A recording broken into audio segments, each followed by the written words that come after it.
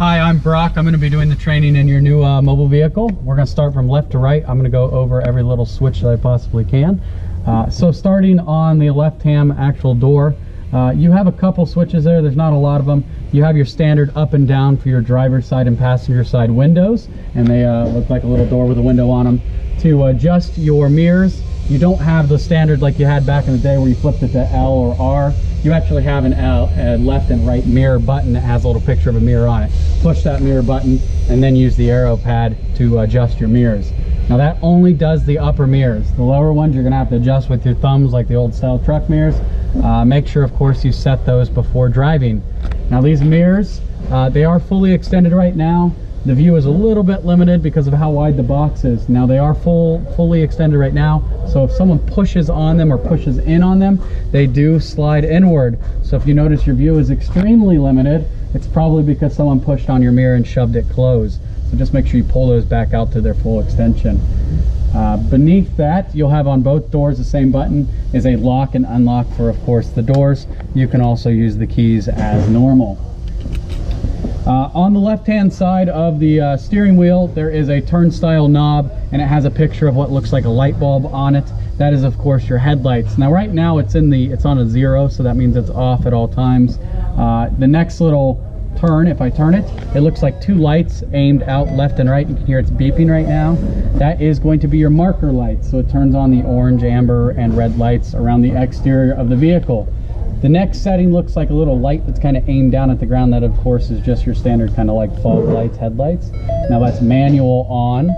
So if you leave it in this position, you turn the key off, your headlights are going to stay on until the battery tells itself to turn it off because it's draining the battery, but it can be quite a bit of time before it actually shuts itself off.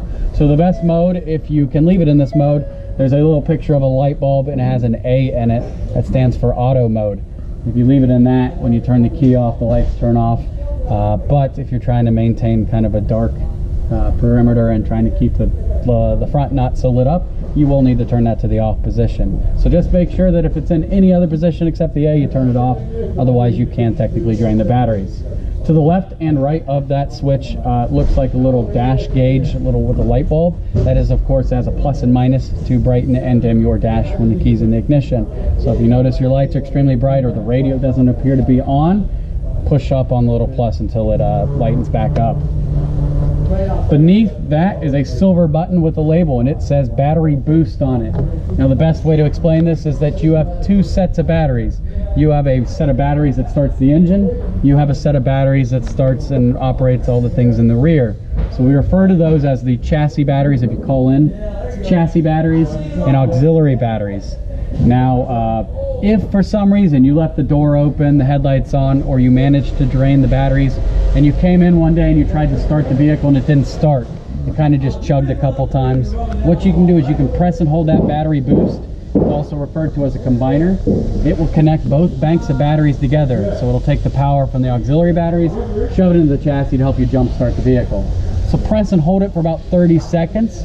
Put the key in the ignition, let it do its standard warm-up, wait till all the lights go on the dash, and then try to start it. Now if it doesn't start the first time, it still chugs a little bit.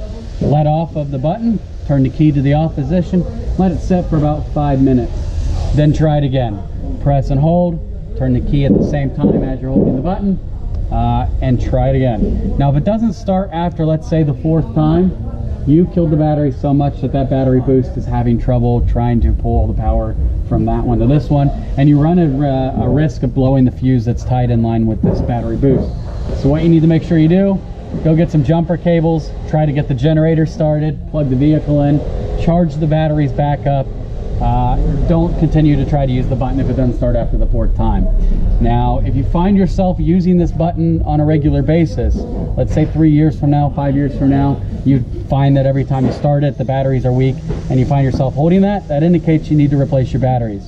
Batteries don't get the same lifespan as they used to back in the day. We all know that. Everything's cheaper. Yeah, they're like 5 years now, so don't use this every day. Now, as he said, that's 5 years is on like a car typically. When you're using a system like this and it's constantly getting charged, it's going to be a little bit less, so just be aware of that. Good little thing, but once again, it is for emergencies only. There is a park brake pedal to the floor just like a standard truck would have. If I push in on it until it is securely in place, that is set to release it. Don't just pull on the brake release. Push in a little bit with your foot, then pull the handle and then release it. Now that park brake should be set every time that you park the vehicle. If you notice, I'm not referring it to as a emergency brake, it is a park brake. You're supposed to use it every time. Now there are some things that like the jack system, they will not operate if that park brake is not set. So if you don't set it, you're gonna hit the button on here. There's a little light here that says not in park on the jack system, and it's not going to work. So just remember every time. Now don't push in with all your weight. There's no reason to set it to its max point. You're just stretching the spring and the cable that sets it. Just set it so it's firm and release. On your actual dash, you have standard, very, very standard gauges. I'll turn the key just so we can see them. And so we're looking at the RPMs of the engine, oil temperature, water temperature for the engine, your fuel level, the turbo PSI, miles per hour. As for actual shifting, you will notice that it has a P, R, N, D, M2, and 1. M is, of course, if you want to put it in the manual shifting mode, where you can use the little arrows right here up on my gear select. You can put it in M and choose how this thing shifts. Now, just like we train every other customer, this is an automatic transmission vehicle. It drives, shifts automatically, right? Accelerate, brake. I would not personally use the manual shifting. Avoid it at all costs. This thing should shift as needed. The only time you would ever need to change that is if you wanted to turn off the overdrive going up a hill and it keeps trying to shift between the high gear and low gear, lower gear. You'll want to turn that down so it's off, set down one more gear. But other than that, put it in drive, drive with it and drive. If you want to use the M, the 2, and the 1, always, and I will always refer you to the owner's manual that comes with the Ford chassis. It tells you do's and don'ts, when's and when not. So highly recommend that you review that owner's manual.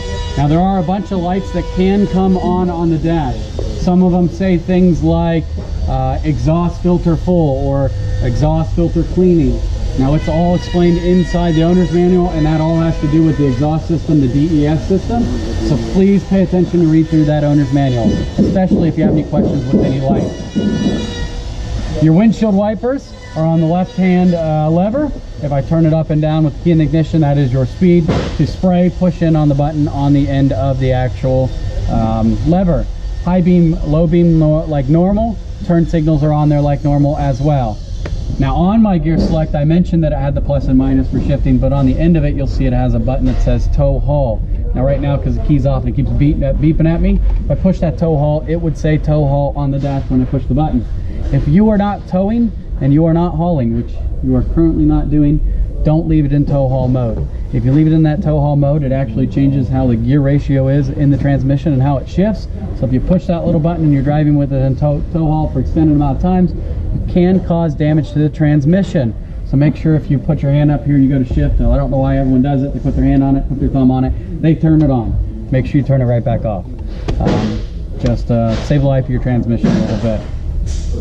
The controls on the actual steering wheel are just very basic controls. The one to the left that says OK with the 4 arrows goes through your menu on your dash.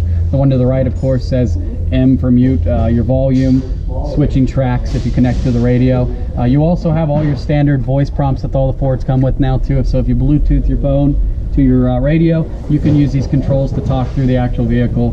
Not the best system, as you all know. They're not the best, so if you do experience and hit the button and the voice prompt comes on, you can cancel right back out of it using the other buttons beside it.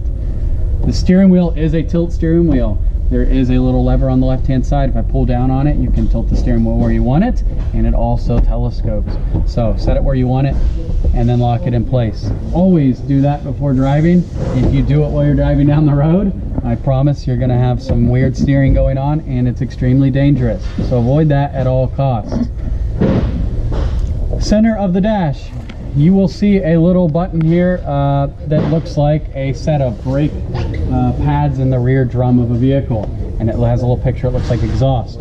That is your exhaust brake, or referred to as a Jake brake in the semi world. How it works is when you turn that on, it will say exhaust brake on the dash.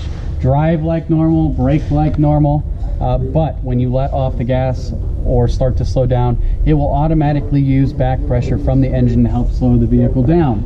Now, it's a great little system, but there are a lot of city laws and regulations that say no Jake brakes, no engine brakes in city limits, no exhaust brakes. You have to technically follow those city laws and regulations.